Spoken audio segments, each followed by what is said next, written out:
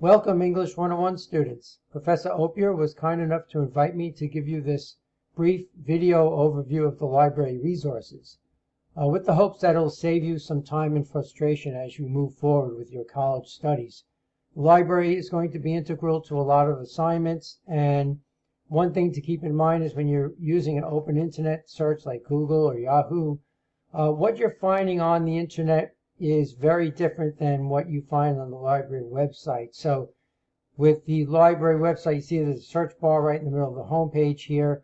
This is not searching websites. This is searching what we call databases, and these are resources that we pay for. Most of the information comes from publications, and we're going to talk a lot about that in a little bit. So you really need many times to start at the library to get to the most the most informative, reliable, expert information from these publications.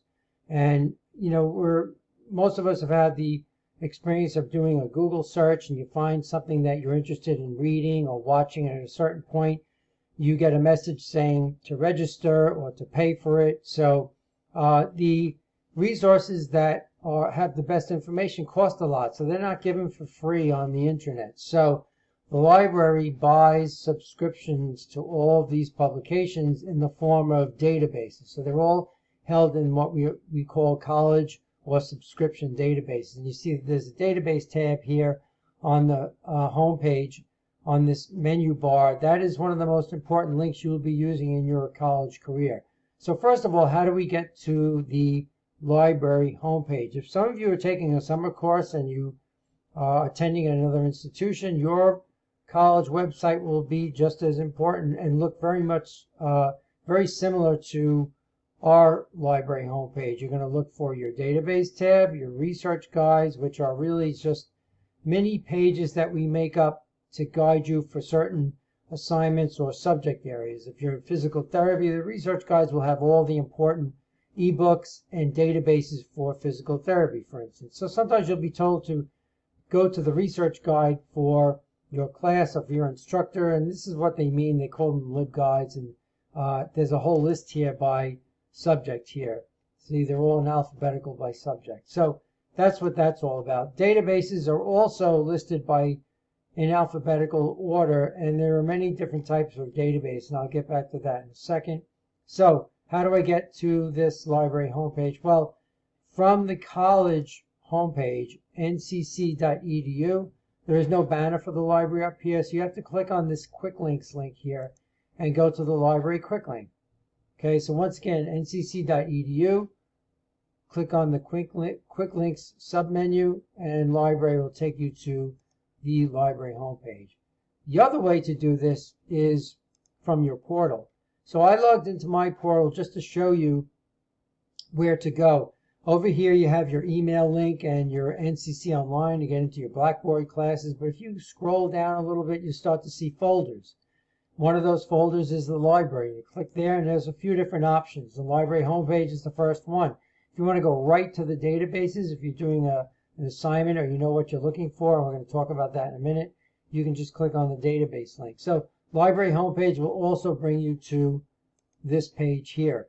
Notice that up here there are some library hours. This is important because there's this chat widget over here on the library homepage. Now, the library is not open right now on Sundays, but when the library is open, this will be a live widget. So you can ask a question to a live librarian anytime we are, normal hours. So up here we'll show you, if you click on this, click for complete hours, this shows you that there are special hours for the summer, and this is where you find these. So anytime within these hours, you can access a live librarian. But if live librarian is not available, like right now, just click on the chat widget and type a question in here and send it. It will go in as an asynchronous communication, like a text message or an email.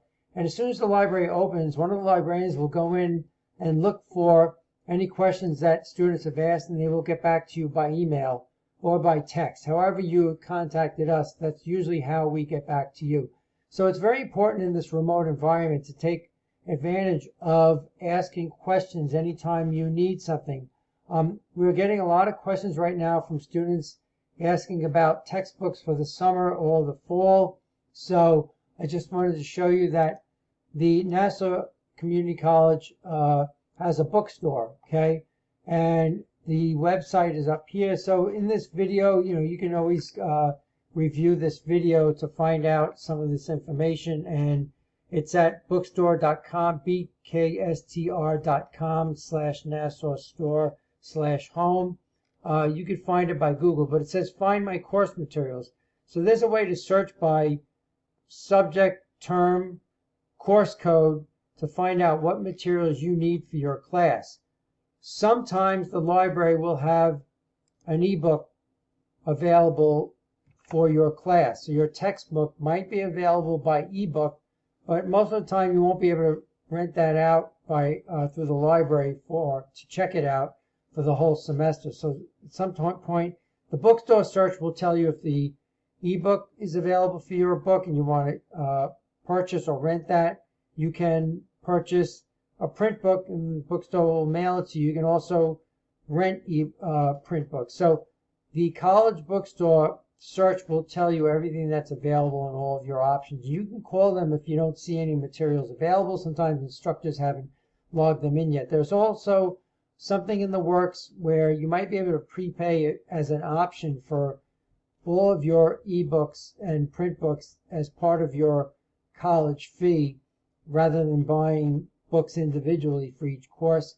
You'll get some information. You might have already got information about that. But you can always, when in doubt, ask through the library about your textbooks. If we need to, we'll just refer you to the bookstore.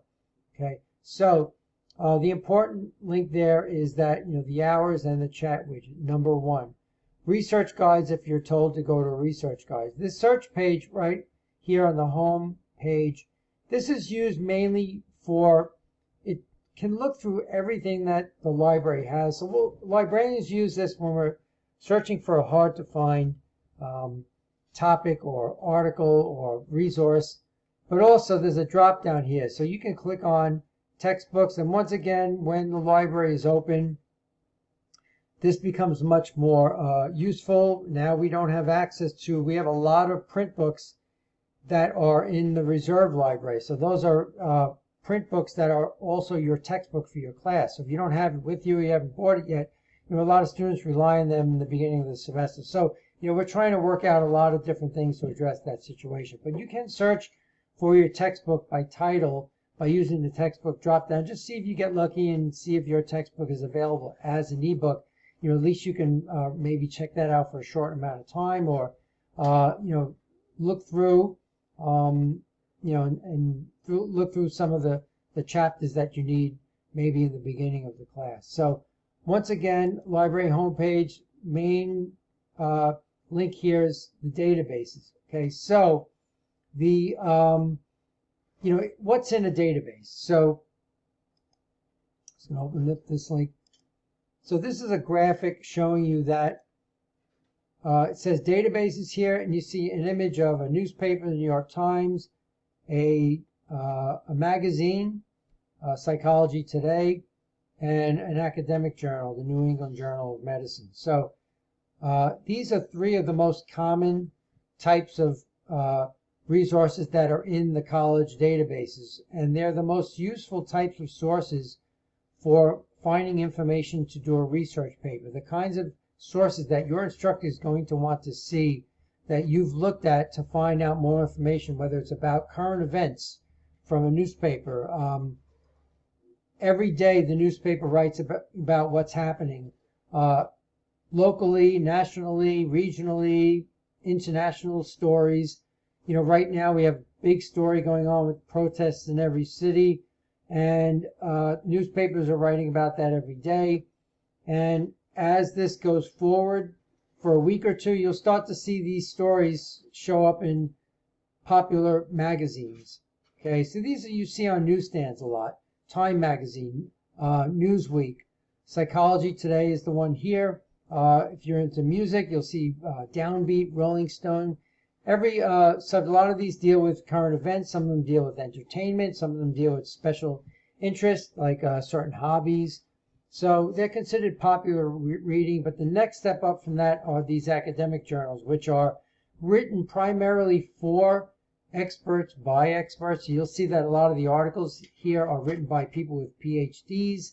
They've studied and have hired, high-end postgraduate degrees in their topic of interest, so their specialty area. Notice there aren't glitzy graphics on there, no photos. It's just basically a banner saying the journal of, and a bunch of articles here. And these articles will have lots of, pages of references showing where the authors got their information. So you, as a college student doing a research paper, even if it's just a couple of pages or a 3-page research paper, you're going to be asked to research a topic that you're interested in, find out what other people have written about, whether it's a journalist or a reporter in a newspaper or magazine, or an expert in a journal. You're going to read those articles. And there's also another resource that are in the database that's not shown us here, is that they will also give you chapters or essays that have appeared in books. Okay, so notice that a lot of these are in print. Some of the best resources start out as print publications because of all the editing that's done and all the fact checking. So you hear a lot about fake news, and that's a phenomenon that happens through social media, also on the internet. But it preys on people that pick up their phone, they get a message or they see an image that looks provocative, and you find it to be either interesting or controversial, so you send it on to your friend or your colleagues or to your contacts, and this just grows and grows, and there's really no basis to the story. Nobody knows really where the story came from or really cares. But as a college student, you're going to be introduced to the fact that where information comes from is extremely, extremely important, that there are reputable sources that have nothing to do with fake news. Fake news is it's a trick that people do on the internet to make money, basically. So they figure if they can get enough gullible people to click on a fake story, then they get paid based on the amount of clicks by advertisers that don't really care what a fake news is, or how damaging it is. So as a student, you're going to get to know that you're looking for sources that have come from, you're going to know where the source of that information is. And that's another reason why doing a Google searches can be problematic, and we'll get a little bit more into that. You don't really know a lot of times where the information comes from. Sometimes you don't have an author. You see a lot of organizations show up on the internet. Some are good, many are bad. Some readers don't even know what they are. So to use a source in a research paper, you're going to need to make the case that you found it, either you started out in the databases, you know it's reliable. If it's an internet source, then you can tell your professor why you have confidence that the internet or the document you found on a website has any basis in truth, has any fact checking, is actually useful for research. So that's what you find on doing an internet search on just lots of wild card stuff that has a lot of work to do to find out if it's reputable. You don't have to worry about that when you go through the library databases. So we'll go over in the next section how to search for a database, how to find topics that I'm interested in, and then how to search for articles based on a topic, how we use something called keywords to find out what we need. But so that's will be covered in the next section.